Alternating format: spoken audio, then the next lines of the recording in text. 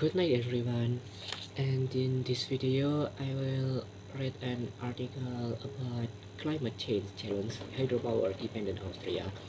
The article written by Blaise Gauquelin and Amanda Hess.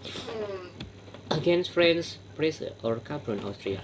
High in the Austrian Alps, hundreds of construction workers toil in a huge underground project aimed at storing hydropower as climate change has reduced the country's water-dependent electricity production. Austria draws more than 60% of its electricity output from the renewable energy source, compared to a global average of 16%, with more than 3,100 dams spread across its rivers. But the amount of electricity generated through hydropower in the European Union countries down from some 45 terawatt hours in 2020 to 42 terawatt-hours in 2021 as water levels are falling. For the first time last year, Austria, which also still relies heavily on Russian gas, had to import electricity, reaching alarm bells. Inside the snow-capped mountain range, above the Austrian village of Kaprun in the Salzburg region, trucks thundered in and out of the vast subterranean construction site, which is dotted with statues of Saint Barbara, patron of miners and other plying dangerous trades. Excavation for work for the Limber Tree Pampa storage power plant is wrapping up.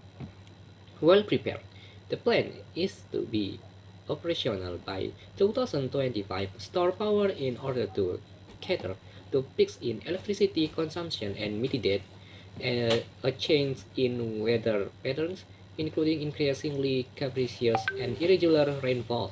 We want to be prepared well, said Klaus Hebenstreit, an executive of main electricity producer Verbund.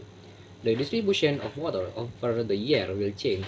We will have less water in summer due to drought and more in winter due to snow melt, he added. 2 years of drought have hit Austria like the rest of Europe, according to Roman Leonteufel, a senior researcher at Vienna's University of Natural Resources and Life Science.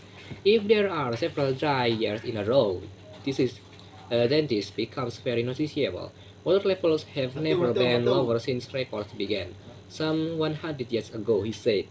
Europe should brace for more deadly heatwaves driven by climate change, said a report last month by the World Meteorological Organization and the EU Copernicus Climate Change Service.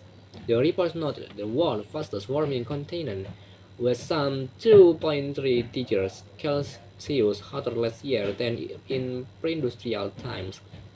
In the Alps, glaciers saw a new record mass loss for a single year in 2022, caused by very low winter levels of snow, a hot summer as well as deposits of wind-blown Saharan dust.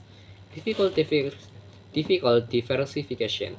Verbund, a semi-public company, continues to pour billions of euros into hydropower generation despite criticism from activists who say the dams and plants have a big impact on the environment.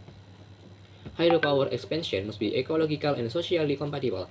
The complete expansion of hydropower is not the solution to our energy problem. Instead, it is necessary to save energy. The worldwide fund for the nature say on its side.